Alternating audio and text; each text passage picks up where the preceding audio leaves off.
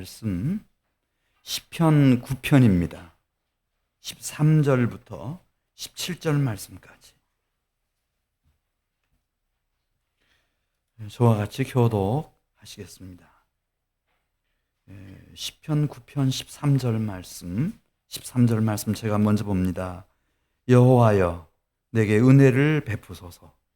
나를 사망의 문에서 일으키시는 주여, 나를 미워하는 자에게서 받는 나의 고통을 보소서.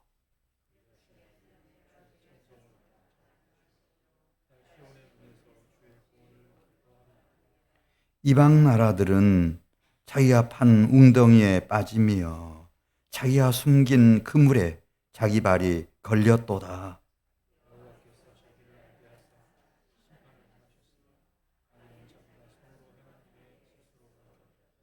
17절입니다. 악인들은 수올로 돌아가며 하나님을 잊어버린 모든 이방 나라들이 그리하리로다. 아멘. 저희 교회에 아주 귀한 강사님 보내주셨어요. 노은 대형교회 담임하시는 안철정 목사님이십니다. 우리 안 목사님은 미국 그 사우스 웨스턴 세미나리에서 박사 과정을 마치시고 지금 이렇게 목회하고 계시는데, 저도 이제 처음 만나서 오늘 저녁 같이 식사하면서 참 많이 닮았네 그런 생각했어요. 여기 우리 안 목사님 사모님이 24살에 결혼했더라고요. 근데 저희 집사람도 24살에 결혼했거든요. 결혼하고 나서 저희 내외는 송정리에 가서 살았어요. 근데 우리 안 목사님도 송정리에 가서 사셨다는 거예요. 그 다음에 우리 어디에 사냐고 물었길래 우리 한신 아파트에 살고 있다 그랬더니 자기들도 한신 아파트에 살았대요. 네. 사모님 보니까 대단한 미인이셔요. 근데 제 눈에는 설문선도 이쁘거든요. 야, 진짜 많이 닮았네. 너무 기뻤어요. 너무 기뻤고, 오늘 이렇게 귀한 시간 내주셔서 감사하고, 우리 안 목사님 나오셔서 주님, 나는 누구입니까? 라는 제목으로 말씀 전해주실 때 큰 은혜 받으시기 바랍니다. 우리 힘찬 박수로 강사님 모시겠습니다.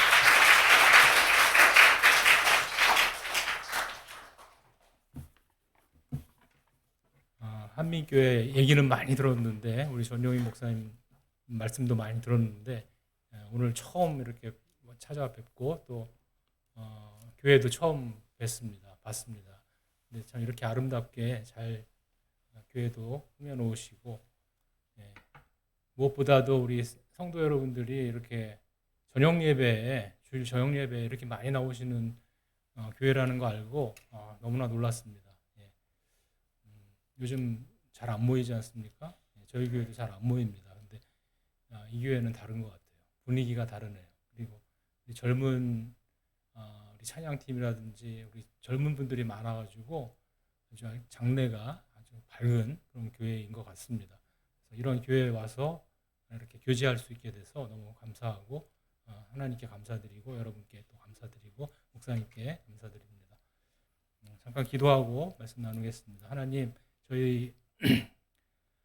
저희를 하나님께서 사랑하셔서 하나님의 자녀로 삼아주시고 또 교회로 부르셔서 한 교회를 이루게 해주신 것을 감사합니다. 하나님, 하나님의 뜻이 그 우주에 충만한 하나님의 그 임재가 주님 교회를 통해서 이루어진다고 말씀하셨는데, 주님, 저희들이 그 하나님의 교회로서 이 세상 끝까지 하나님 복음을 전할 뿐 아니라 하나님의 그 사랑과 하나님의 임재하심을 하나님 우리의 삶 속에서 실현해냄으로써 세상 가운데 만물 가운데 하나님 그 임재가 가득하기를 간절히 바랍니다. 충만하기를 바랍니다. 하나님, 오늘 이 밤도 저희들에게 예배의 시간을 허락해 주셨는데, 하나님께 예배 드릴 뿐만 아니라 또 하나님의 그 임재와 또 말씀으로 저희 가슴을 가득 채울 수 있는 시간이 되게 해주시고, 또 지금까지 또 간증과 찬양을 통해서 은혜 받은 것 이어서 또 이 말씀을 통해서도 은혜가 풍성해지는 귀한 시간 되게 해 주시옵소서. 하나님, 사랑하시는 우리 전용인 목사님, 주님께서 지금까지 목회하시느라 참 힘드신데, 하지만 지금까지 또 잘 감당해 오실 수 있도록 능력과 영력을 부어주신 것 감사합니다. 앞으로 계속해서 주님께서 능력과 영력을 부어주시고, 하나님 목회하시는데 불편하거나 힘든 일이 주님 있더라도 주님 다 이겨내실 수 있도록 하나님께서 성령으로 함께하여 주시고 충만함으로 채워 주시옵소서. 주님께서 오늘 또한 부족한 종의 입술 통해서 말씀이 선포될 때에 주님께서 말씀하여 주시고 부족한 종은 감춰 주시기를 간절히 바랍니다. 모든 것 감사드리며 예수님의 이름으로 기도했습니다. 아멘. 요즘 넷플릭스 OTT 넷플릭스에서 그 나는 신이다라는 그 다큐를 만들어 내놓고 우리에게 큰 충격이 되고 있습니다. 한국의 사이비 종교를 다룬 8부작인데 1에서 3부가 정명석 편입니다. 거기에 등장하는 사이비 이단 종파 교주들은요, 신도들을 현혹시키기 위해서 자기가 하나님과 직통하는 그런 존재로 그렇게 탈을 쓰고 계속해서 거짓된 그런 삶을 살다 보니까 자기 자신도 자기가 신인 줄 알고 그리고 병리학적인 그런 병적인 그런 거짓말쟁이가 돼가지고 급기야는 자기를 메시아라고 성령이라고 또 하나님이라고 예수라고 이렇게 주장하는 그런 사람들이 되었습니다. 그러다가 이제 그런 사람들이 이제 도덕적으로 타락을 또 같이 하게 됩니다. 그래서 온갖 사기를 치고 또 뭐 비리를 일으키고 범죄를 하고 이렇게 하다가 이제 경찰에게 조사를 받게 되면은 자기는 그런 말 한 적 없다. 나는 그런 말 한 적 없다라고 이렇게 딱 잡아 뗍니다. 우리가 공통적으로 느끼는 것이 이만희도 그렇고 정명석도 그렇고 뭐 말도 잘 못해요. 그리고 말의 그 논리가 잘 없습니다. 언변이 좋지 않습니다. 그럼에도 불구하고 유수의 대학의 대학생들이 거기에 깊이 빠지는 것을 보게 됩니다. 어떻게 저런 데 빠지지? 이렇게 하고 의문을 우리가 갖게 됩니다. 어쨌든 뭐 사실 현상이 그러니까 그런가 보다 하는데요. 사이비 그리고 이단의 교주들은 자기가 신이라는 이런 거짓된 그 정체성을 내세워서 온갖 불법과 범죄를 자행한 사람들일 뿐입니다. 그들은 사람이죠. 하지만 사람이라고 하기에도 참 민망한 그런 사람 짐승만도 못한 그런 비열한 사기 행각을 하고 있고 또 성범죄를 일으키는 사람들이라고 우리는 이번에 더 잘 알게 되었습니다.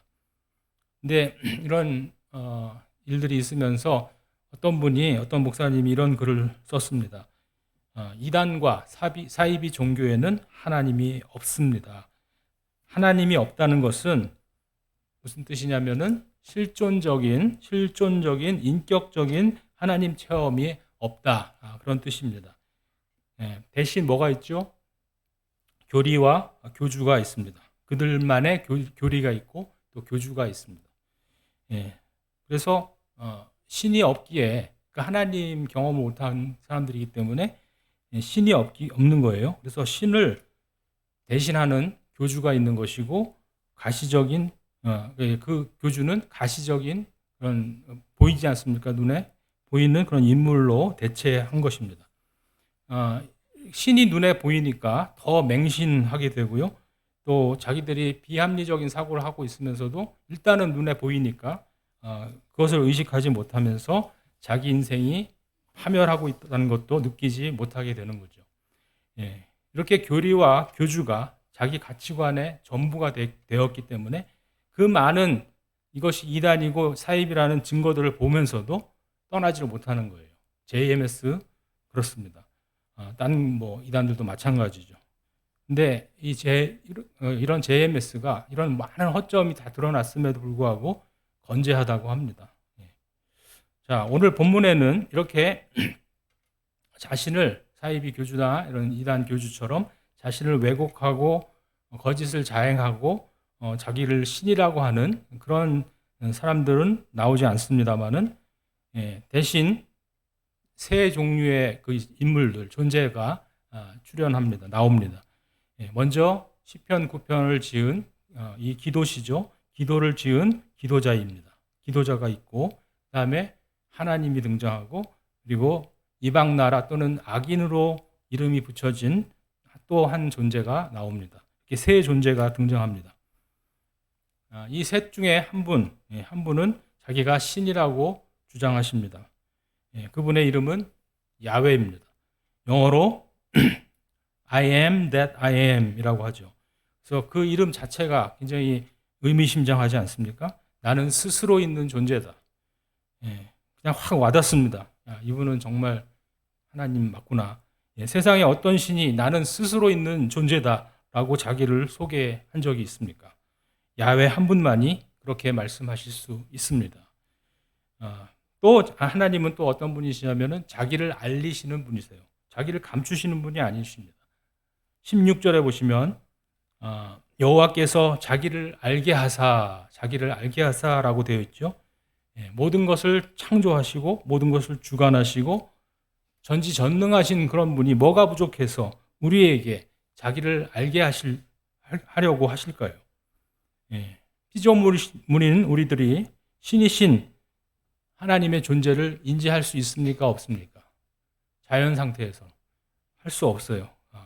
그래서 그렇구나. 그래서 하나님이 자기를 알려주시는 거구나 라는 것을 생각할 수가 있었습니다. 우리가 스스로 깨닫고 또 알 수 없기 때문에, 하지만 하나님은 우리가 알기는 해야 되기 때문에 하나님께서 적극적으로 자신을 드러내시는 거죠. 우리의 조상들은 과거에 그 하나님을 인지할 수 없었기 때문에 우리의 조상들은 신 아닌 것들을 신이라고 생각을 하고 설정을 하고 정령을 숭배하거나 조상을 숭배하거나 또 나무나 바위나 이런 것과 앞에서 물 떠놓고 빌고 그랬지 않았겠습니까?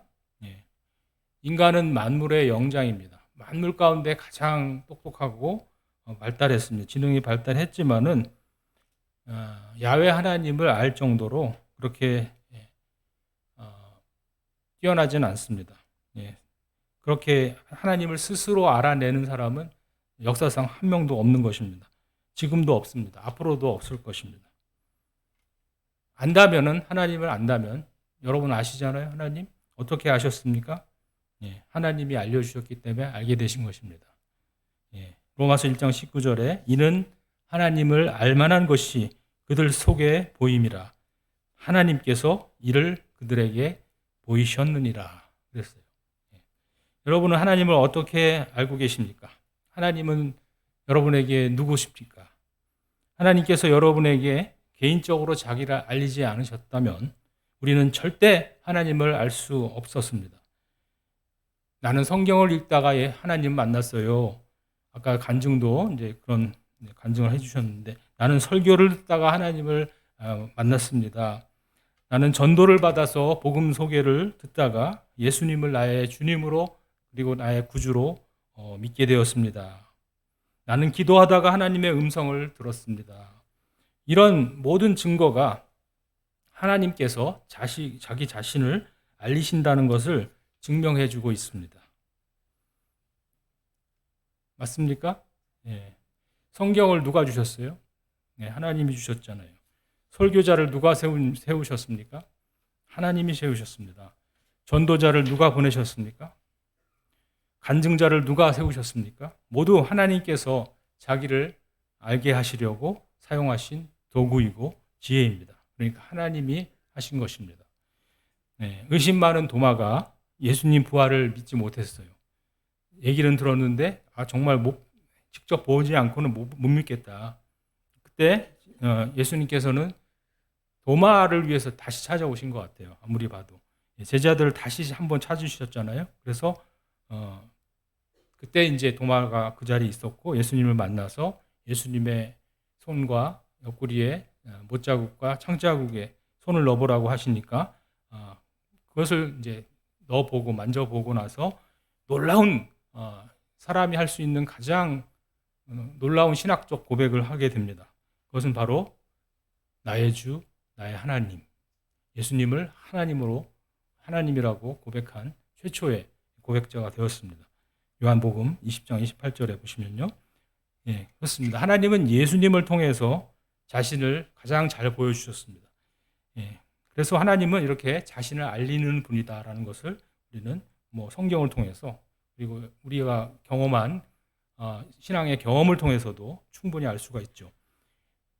여러분 혹시 현재 불신자는 아니시잖아요. 여기 오신 분들은 다 신자신데 불신의 상태는 아니지만 정말 하나님을 정말 느끼고 싶다, 만나고 싶다, 확신하고 싶다. 예, 근데 의심이 자꾸 든다는 말이죠. 예, 그때 그러면 어떻게 해야 되겠습니까? 예, 하나님은 자기를 알리시는 분이세요. 그렇다면 우리는 어떻게 해야 되겠습니까? 예, 겸손하게 예수님, 저에게 하나님의 임재를 느끼게 해주시고 만나주세요. 라고 그런 갈망을 가지시고 계속 기도하시면 됩니다. 예, 그게 제일 좋은 방법 같아요. 이 저녁 야훼 하나님의 그 확고한 자기 계시 그리고 자기를 스스로 인식하고 계시는 그 자기 인식, 예, 그리고 피조물인 인간에게까지도 자기를 알게 하시는 그분의 그 은혜에 대해서 생각을 하면서 그럼 우리는 어떻게 우리 자신을 인식해야 되는지에 대해서 살펴보도록 하겠는데요. 예, 하나님께서 우리에게 자신을 알리시는 방법이 두 가지가 있다고 오늘 본문에서 말하고 있습니다. 하나는 은혜고요. 또 하나는 심판이라고 말씀하고 있습니다. 예, 먼저 하나님께서 자기를 은혜의 하나님으로 알리시는 그 대상이 따로 있습니다. 그 대상이 어떤 사람들이냐면은 바로 오늘 시편 9편 본문의 그 저자와 같은 그런 기도자를 하나님께서 은혜로 대하십니다. 그래서 은혜의 대상이 됩니다. 그는 하나님이 계시다라는 것을 지금 인식했잖아요. 예, 그러면서 이렇게 고백을 하게 됩니다. 13절에 보시면 여호와여 내게 은혜를 베푸소서. 예, 하나님이 은혜의 하나님이라는 거 안 거예요. 그러니까 은혜를 베풀어 달라고 하는 거죠. 예, 그러면서 자기 자신은 어떤 존재라고 지금 인식을 하고 있습니까? 예, 나는 하나님 은혜가 꼭 필요한 사람입니다. 이렇게 인식을 하고 있죠. 예, 내가 하나님 은혜 안 받으면 인생 끝난다라고 정말 그 경각심을 가지고 있는 그런 사람이에요. 예. 저와 여러분도 그런 사람 중에 하나이길 바랍니다. 예, 그가 구체적으로 어떤 은혜를 구하고 있는지 한번 보십시오. 예, 그는 이런 은혜를 구하고 있습니다. 나를 미워하는 사람들이 있는 거예요. 예, 나를 미워하는 사람들이 있는데 그들에게서 고통을 안 받으면 좋겠지만은 고통을 안 받을 수가 없어요. 고통을 받고 있어요. 그런 상태입니다. 여러분도 마찬가지고 저도 마찬가지인데 인간관계 속에서 어려움이 꼭 있더라고요. 그죠? 예, 어려움을 겪고 또 누군가 나는 크게 잘못한 것도 없는데 괜히 나를 미워하고 하는 것을 느낄 때가 있죠. 그러면은 두려운 마음도 생기고 또 우리의 생각이 이렇게 좀 얼먹었다고 그럴까요? 약간 이렇게 건강하지 않은 그런 사고방식 그리고 피해 의식 이런 것들이 생길 수가 있는데 오늘 시편을 쓴 오늘 그 시편 9편 그 기도자에게도 그런 문제가 있었던 것 같습니다. 인간관계 문제예요. 예, 자신을 미워하는 자로 인해서 어떤 피해가 있었던 것 같고 그리고 피해 의식이 있습니다. 얼마나 그 피해가 크다고 깊게 느껴졌는지 자기는 지금 사망의 문 앞에 와 있다 이렇게 표현을 했죠. 그 말은 원어상으로 보면은 사망의 문 안으로 이미 들어와 있다 이렇게 해석이 된다고 합니다.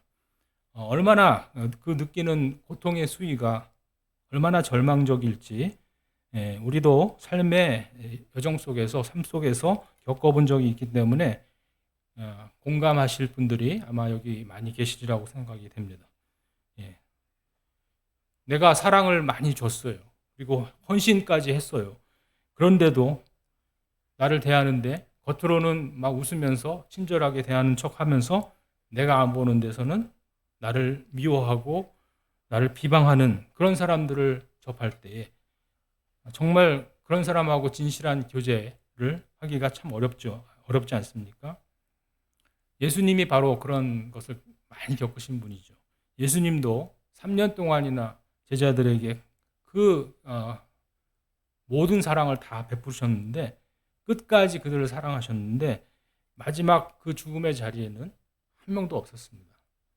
예, 물론 이제 마가 요한이 거기 있긴 있었지만은 일단은 도망갔다가 다시 돌아온 거죠.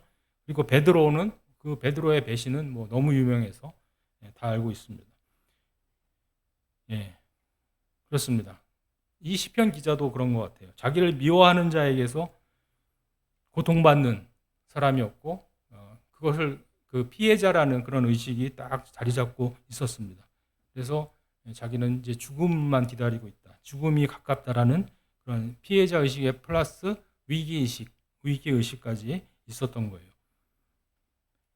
이런 사람이 하나님을 만난다고 해서 변화가 될까요?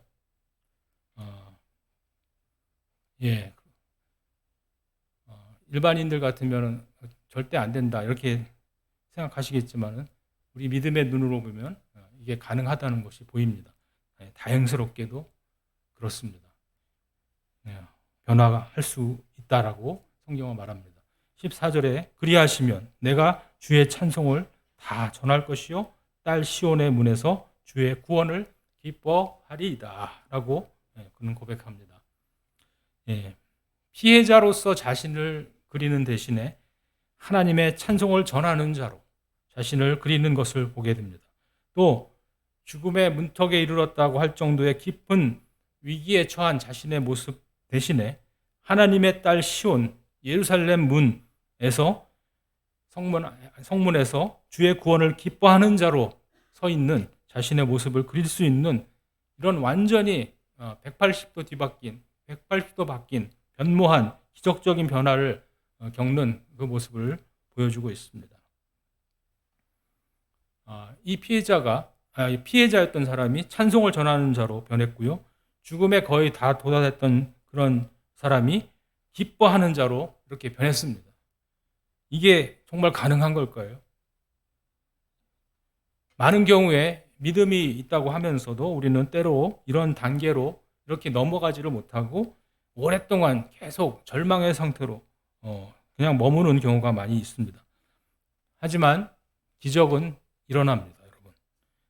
이번에 그 튀르키예와 시리아의 그 지진으로 인해서 많은 사람이 죽었습니다. 또 다친 사람도 굉장히 많습니다. 그런 와중에도 그 무너진 콘크리트 철골 그 아래에서 사람들이 살아서 나오는 것을 우리는 TV를 통해서 봤습니다. 크게 많이 다친 데도 없이 살아서 나오더라고요. 생존자들이 있더라고요. 그들은 방금 전까지만 해도 모든 사람이 다 죽었으리라고 생각하고 있었던 사람들이에요. 그야말로 그 피해자라고 그러죠. 피해자 명단에 들어가 있었던 사람들일 것입니다. 그러나 즉 죽음에 아주 근접해 있었던 사람들입니다. 하지만 그들이 나오는 순간 그들의 정체성이 순간적으로 바뀐 것입니다. 그들은 그래서 나오자마자 얼마나 기뻤겠습니까? 그래서 찬송을 전하는 자가 되고 구원을 기뻐하는 자, 지금 이 시편 기자처럼 그런 사람이 되는 것을 우리가 비슷한 예로 우리가 볼 수가 있었습니다. 가능하다는 것이죠. 이런 전환과 변화가요. 여러분, 지금 여러분 자신을 어떤 사람으로 인식하고 살아가고 계십니까? 희생자입니까? 피해자입니까? 나는 이 부조리한 세상의 희생양이다. 왜 나는 이 세상에 이 시대에 하필이면 태어나가지고 이렇게 어렵게 살아가고 있는가? 왜 나는 이런 가정에 태어났을까? 등등 모든 불행의 원인을 밖으로 돌리고 자신을 피해자 또는 희생양으로 인식하고 사시는 분 혹시 안 계시죠? 혹시 있다면 잘 들으십시오. 또 죽음의 문턱에 다다른 것 같다라는 그런 위기의식을 가지고 하루하루 사시는 분이 혹시 있나요? 예. 문득문득 그 정도는 아니더라도 문득문득 이제 내 나이가 이제 몇 살인데 이제 노후를 걱정할 때가 됐구나. 이러다가 내가 우리나라의 이 높은 노인 빈곤율 그 통계의 일부가 되는 게 아닌가라는 그런 위기감이 막 엄습해 오고 자기도 모르게 두려워서 떨고 있었던 적은 혹시 그런 분은 혹시 없나요? 없으시면 다행이지만 예. 그럴 수 있어요. 사람이 약하기 때문에. 우리 주변에 이런 삶이 정말 현실인 분들이 의외로 많이 있더라고요. 그런 분들을 보면서 참 안 됐다. 참 불쌍하다. 어쩌다 저렇게 되셨나. 아이고, 좀 노후 준비 좀 잘 하시지. 그런 동정이 갈 수 있지 않습니까? 본인이 그런 경우에는 자기 연민에 빠져 있을 수도 있고요. 근데 그런 분들이 가장 불쌍해 보이고 불쌍한 사람처럼 보이지만 사실은 그게 아니더라고요. 오늘 본문에서 시편 기자는 자신을 피해자로 보고 있고 또 자신을 죽음의 위기에 몰린 사람으로 보고 있었습니다. 그러니까 우리가 그런 어려운 분들을 보면 느끼는 그런 감정을 자기 연민으로 느끼고 있었던 거죠. 근데 거기서 끝났으면은 뭐 그렇게 되는 건데 똑같이 되는 건데 그게 아니었다라는 거예요. 그는 거기서 그 시점에 자기 자신을 하나님하고 연결해서 보기 시작합니다. 자기를 하나님의 은혜를 받으면 살 수 있다라는 그런 사람으로 본 거예요. 그래서 이런 하나님과의 연관된 새로운 자기 발견은 그의 인생에 있어서 아주 놀라운 반전을 가져온 것입니다. 여러분, 자기 인식 어떻게 갖느냐? 특히 하나님과 연관지어서 자신을 어떻게 보느냐? 그게 얼마나 중요한지 모릅니다. 우리는 하나님과 연관지어서 자신을 봐야 돼요. 반드시 그래야 돼요. 그런데 하나님과 자신을 연관짓는 것은요, 하나님을 좀 아는 사람만이 할 수가 있어요. 미안하지만 하나님을 좀 알아야지 할 수 있어요. 하나님을 아는 사람은 또 어떤 사람이냐면은 하나님을 기억하는 사람이에요. 하나님의 은혜를 경험해 본 사람이에요. 그래서 하나님을 조금 알고 그리고 하나님의 하나님을 은혜의 하나님으로 기억하는 사람이에요. 그렇게 하나님을 기억하고 있었기 때문에 언제든지 위기의 순간에 죽을 것 같을 때 하나님을 찾게 되는 거지 않겠습니까? 그게 없으면 하나님을 찾지 않죠. 경험이 있고 기억을 하기 때문에 은혜의 하나님이시라는 거 기억하기 때문에 찾는 것입니다. 물론 이제 처음으로 이제 은혜의 하나님을 경험하는 그런 경우도 있겠지만은 처음 경우에는 이제 경험이 없을 수도 있겠지만은 우리가 거듭난 사람이라면은 한 번은 다 경험한 거 아니겠습니까? 그 은혜를 다 경험하셨기 때문에 여러분도 충분히 하나님과 자신을 연관 지으실 수 있는 그런 여력이 있으신 분들입니다. 근데 여기 오늘 말씀 속에 제가 세 존재가 존재한다고 그랬는데 지금 두 존재에 대해서 말씀드렸습니다. 하나님 그리고 기도자. 또 한 존재가 존재합니다. 그는 어떻게 자기 자신을 인식하고 있습니까? 앞에 우리가 얘기한 그 사람하고 굉장히 차이가 있습니다. 그 차이가 얼마나 큰지요. 마치 그 나사로 거지였던 나사로 그리고 그 사람을 에게 음식을 던져줬던 그 어리석은 부자인가요? 그냥 부자인가? 어쨌든 부자. 그 사람 사이에 그들이 이제 죽었을 때 큰 간격이 있었다고 그랬죠. 구렁 같은 게 있어가지고 서로에게 갈 수 없게 됐다고 그랬죠. 그 골짜기의 간격처럼 이 두 사람 사이에는 오늘 등장하는 시편 9편에 등장하는 두 사람 그 하나님 말고 두 존재의 사이에는 큰 간격이 있습니다. 자기 인식의 간격이 있습니다. 어떤 자기 인식을 갖고 있냐면은 이 사람은 객관적으로 보면 이 사람 이런 사람이에요. 15절에 보면은 이방 나라들은 자기가 판 이방 나라예요. 이 사람이 그 이름이 이방 나라들은 자기가 판 웅덩이에 빠지며 자기가 숨긴 그물에 자기 발이 걸렸도다. 이렇게 되어 있습니다. 그들은 일면으로는 상당히 뛰어난 사람으로 인식되는 거예요. 왜 그러냐면은 적을 빠뜨리기 위해서 웅덩이를 팔 줄 아는 사람이에요. 적을 넘어지게 하려고 그물을 설치할 줄 아는 아주 주도 면밀한 그런 사람이에요.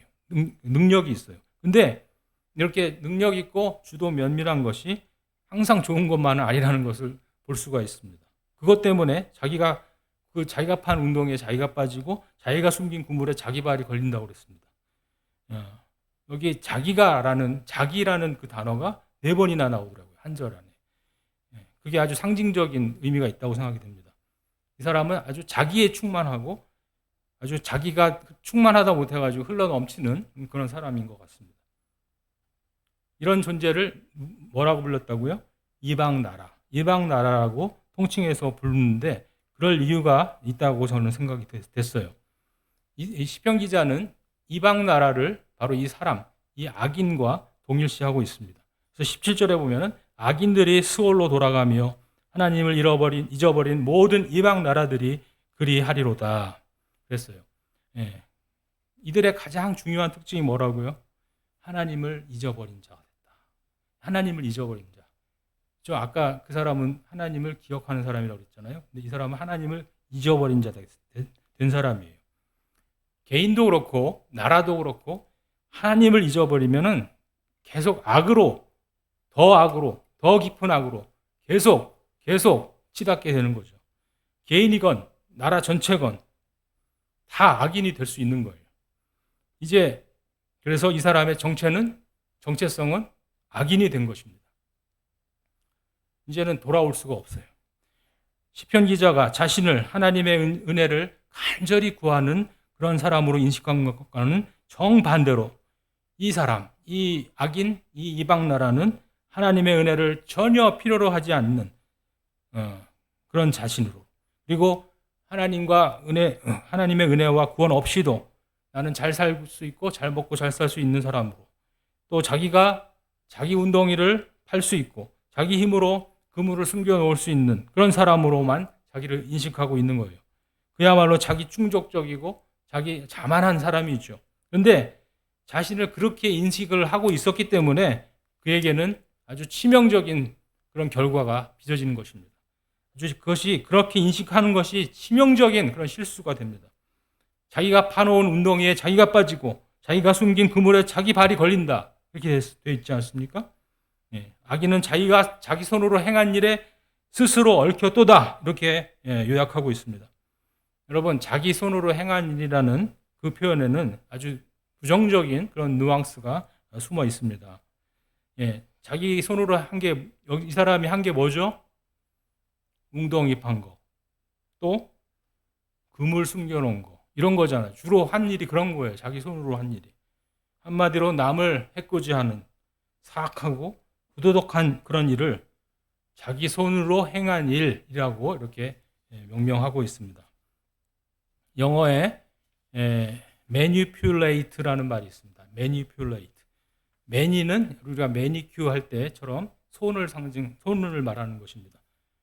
손으로 하는 일들을 원래는 그런 뜻이에요. manipulate, 조작하다, 손으로 조작하다 이런 뜻이지만은 그 안에 부정적인 의미가 뉘앙스가 들어 있어가지고 manipulate 하면은 다른 사람들을 조종하고 함정에 빠뜨리고 하는 그런 것을 지칭할 때 manipulate 한다 이렇게 얘기합니다.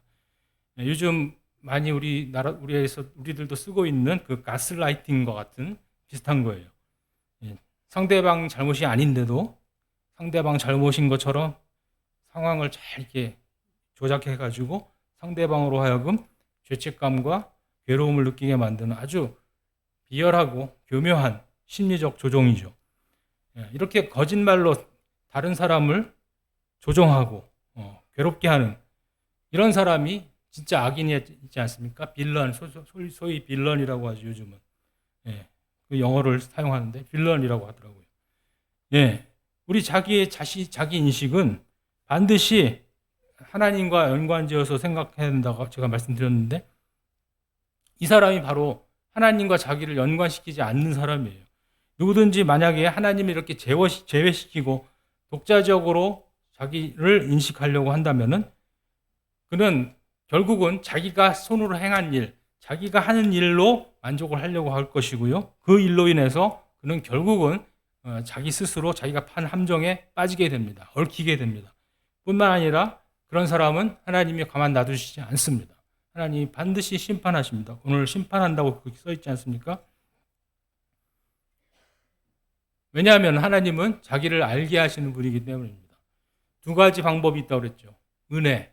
하나는 은혜고 또 하나는 심판이라고 그랬습니다. 이 사람한테는 심판으로 자기를 드러내시는 것입니다. 하나님께서.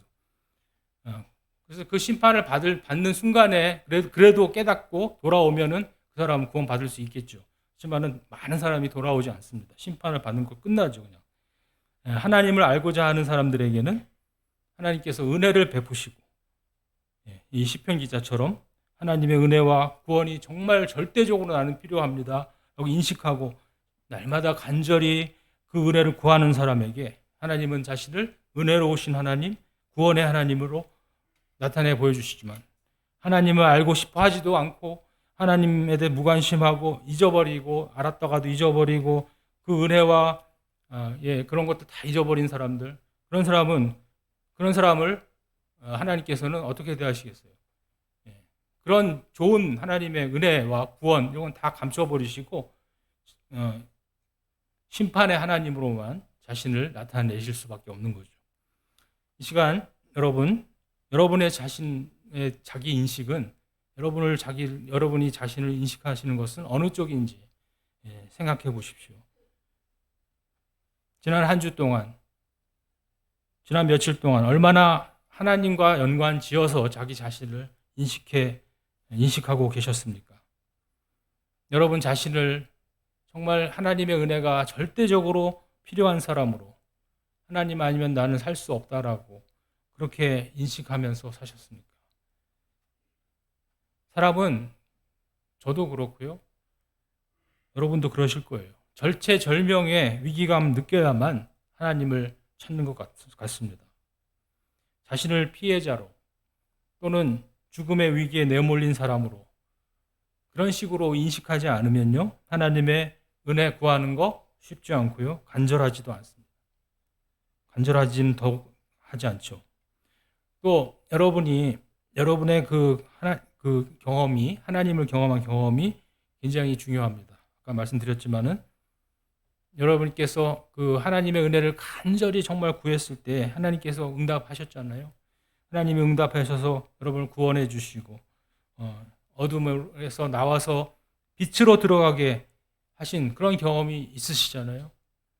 없으시다면 그 경험을 달라고 꼭 기도하시고요. 그 경험이 있는 분들은 그걸로 만족하시면 안 돼요. 만족하시지 마시고 하나님을 근데 그 경험이 있으면은 만족할 수가 없어요. 더 찾게 돼 있어요. 하나님을 더 알기를 원하게 돼 있고요. 하나님의 은혜를 더 갈구하게 돼 있어요. 그런 분들은 찬송을 해도 대충 이렇게 부르는 게 아니라 정말 있는 힘을 다해서 온전하게 하나님을 찬양하게 돼 있습니다. 그래서 오늘 그랬잖아요. 온전히 전하겠다. 하나님의 찬송을 온전히 전하겠다. 이렇게 말하지 않습니까? 하나님의 임재 속에서 그의 구원을 기뻐하고 또 찬송이 입에서 떠나지 않고 그러다 보니까 구원의 기쁨이 자기도 모르는 사이에 늘 샘솟듯 솟아나고 있는 것입니다. 오늘 주님 나는 누구인가요? 라는 그 제목으로 제가 말씀드린 이유는 우리의 존재가 하나님과 연결해서만 바르게 인식할 수 있다는 것을 강조하기 위해서 이렇게 문구를 만들어 본 것입니다. 하지만 여러분의 존재는 하나님과 연결되어 있다는 것만으로는 좀 부족합니다. 표현이 부족해요. 그저 연결만 되어 있는 게 아니에요. 은혜를 받으신 여러분의 존재는 하나님의 생명 안에 쌓여 있어요. 그냥 연결되어 있는 게 아니라 쌓여 있어요. 완전히 쌓여 있어요. 둘러싸여 있어요. 아비가일이 다윗에게 말했죠. 사무엘상 25장 29절에 사람이 일어나서 내 주를 쫓아, 내 주는 다윗이죠. 내 주를 쫓아 내 주의 생명을 찾을지라도 내 주의 생명은 내 주의 하나님 여호와와 함께 생명 싸개 속에 쌓였을 것이요 내 주의 원수들의 생명은 물매로 던지듯 여호와께서 그것을 던지시리이다. 완전히 극과 극이지 않습니까? 다윗이 이 말을 아비가일에게서 듣고 나서 자기 분노, 나발에 대한 그 분노를 그냥 그래도 이 말씀 때문에 억지로 누그러뜨리고 나발을 치려고 했다가 안 칩니다. 현명한 선택을 한 거죠. 다윗 자신이 하나님의 그 생명싸개로 싸시는 그런 하나님의 은혜가 정말 절실하게 필요한 사람이고 이미 하나님의 은혜 안에 있는 연결된 정도가 아니라 완전히 쌓여 있는 그런 사람으로서 인식하지 못했다면은 어떻게 그런 결단을 내릴 수 있었겠습니까? 만약에 그렇게 안 했다면은 그가 어떻게 됐을까요? 아마 나발을 그냥 가서 죽였을 것이고 아비가일까지도 야 네가 뭘 한다고 그래 하면서 죽였을 수 있어요. 그랬다면은 그는 백성들의 신망을 다 잃었겠죠. 그리고 훗날 왕이 되지 못했을 수 있습니다. 하나님이 우리에게 자신을 알게 하신 것을 통해 알게 된 그 하나님은 은혜의 하나님이세요. 은혜를 받은 사람, 죄를 사함받고 죽음의 형벌에서 구원받은 사람은 자기 자신도 은혜로운 그런 사람이 될 수가 있습니다. 그래서 이 시편이 바로 다윗의 시 중에 하나인데요. 이 시를 읽다 보니까 다윗도 자기를 평생 쫓겨다녔잖아요. 평생 피해자로 또 죽음의 위기에 처한 자로 여겨서 늘 하나님을 찾을 수밖에 없었겠구나라는 생각을 또 한 번 하게 됐고요. 바로 그런 사람이기 때문에 이런 시를 짓는 거고 그런 위대한 신앙의 용사가 될 수 있었구나라고 생각을 할 수 있었습니다.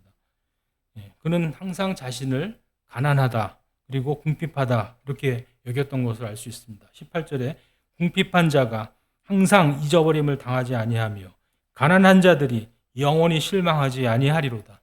자기 얘기한 거예요. 다윗이 자기 얘기한 거예요. 하나님의 은혜를 절실하게 간절하게 구하는 자로서 자기를 인식한 것입니다. 그래서 하나님을 잊지 않은 것이고요. 하나님의 은혜를 늘 갈구하며 붙잡고 살았던 것이죠. 끝으로 저는 여러분께 이것만 한 가지만 더 말씀드리겠습니다. 우리는 우리 자신이 인생뿐이라는 것을 그런 인식을 또 가져야 돼요. 자기 인식 중에 그게 꼭 필요합니다. 20절에 여호와여 그들을 두렵게 하시며 이방 나라들이 자기는 인생일 뿐인 줄 알게 하소서. 물론 이제 이방 나라들이 좀 깨닫게 쟤네들 정신 좀 차리게 해주세요. 이런 기도이기도 하지만은 이것은 다윗이 이 기도를 하면서 이 기도를 자기 자신에게도 적용시키지 않았을까 저는 상상을 해봅니다. 나는 신이 아니다. 그 이단 교주들은 나는 신이다 하지만 우리는 나는 신이 아닙니다. 라고 할 필요가 있는 거예요. 인생뿐이다. 나는 인생일 뿐입니다. 그렇게 늘 자기 자신을 인정하며 그렇게 생각하며 그렇기 때문에 그것을 그렇게 깨닫게 해달라고 또 하나님께 구하면서 살았을 것 같습니다. 왜냐하면 사람은 조금만 잘 되면은 조금만 은혜를 받으면은 자기가 다 된 사람인 줄 알고 자기가 대단한 사람인 줄 알고 자기가 거의 하나님과 동급인 줄 알고 막 이렇게 되기가 쉬워요. 그래서 구해야 돼요. 내가 인생일 뿐이라는 것을 깨닫게 해달라고 하나님께 늘 구할 필요가 있습니다. 그게 바로 겸손이죠. 하나님께서 교만한 자는 물리치신다고 그랬고 겸손한 사람에게는 은혜를 베푸신다고 그랬습니다. 그래서 베드로전서 5장 5절인데 이렇게 말씀하고 있습니다. 젊은 자들아 이와 같이 장로들에게 순종하고 다 서로 겸손으로 허리를 동이라. 하나님은 교만한 자를 대적하시되 겸손한 자들에게는 은혜를 주시는 도다. 아멘. 하나님의 존재 앞에서 우리는 겸손해집니다. 그런데 사람들 앞에서는 또 어떻습니까? 사실 우리는 서로에게 서로에게 사람들에게도 겸손하게 대해야 합니다. 홀로 하나이신 야훼 하나님께서 겸손한 자에게 은혜를 주신다고 그랬어요. 예. 결론을 말씀드리겠습니다. 저와 여러분, 우리들의 자기 인식은 다윗과 같습니까? 다윗과 같이 하나님의 마음에 합한 그런 자로서 자신을 보실 수 있습니까? 아니면은 하나님을 잊어버린 자, 여기 나오는 악인들, 이방 나라들, 그들과 더 가깝습니까? 우리는 때로 하나님의 은혜가 절실하게 필요한 자로서 자신을 보다가도 금방 또 하나님 잊어버리고 마음이 허무해져가지고 자기의 지식과 명철을 의지하고 자기의 힘을 의지하고 그러지 않습니까? 빛 가운데 살다가도 어두움으로 다시 들어가는 거죠. 그래서 우리 내면에는 항상 어떤 그늘진 곳이 있다라고도 표현할 수 있습니다. 여러분, 그것이 사실일진데 그 사실을 일단은 받아들이십시오. 내 안에 어두움이 있구나. 그것을 받아들이시라는 말씀입니다. 하지만 받아들인다는 말이 그 어두움에 내 인생의 주도권을 내어준다는 뜻은 절대 아닙니다. 어둠에다가 주도권을 주면 절대 안 됩니다. 대신 어두움을 어떻게 해야 돼요? 네 안에 죄의 소욕이 있으나 너는 그것을 다스릴지니라 라고 가인에게 하나님 말씀하셨죠? 똑같습니다. 너희 안에 어두움이 있다는 거 인정해라. 하지만 그 어둠을 다스려라. 하나님 말씀하십니다. 예. 나에게 어둠이 있구나. 어둠이 있다는 그 자기 인식을 선한 목적을 위해서 사용하시라는 말씀입니다. 예. 그게 바로 자기가 인생일 뿐임을 아는 거예요. 20절에 있는 말씀처럼. 겸손해지는 것에 그 인식을 사용하시라는 것입니다. 그 그늘이 내 안에 항상 있기에 나는 항상 궁핍한 자고 나는 가난한 자다. 그것을 나는 인정할 수밖에 없다. 그렇게 고백한다면 여러분은 항상 하나님으로부터 잊어버림을 당하지 않으실 것이고 영원히 실망치 않으실 것입니다. 아멘. 네, 말씀 마쳤는데 주기도문으로 마치나요? 네네.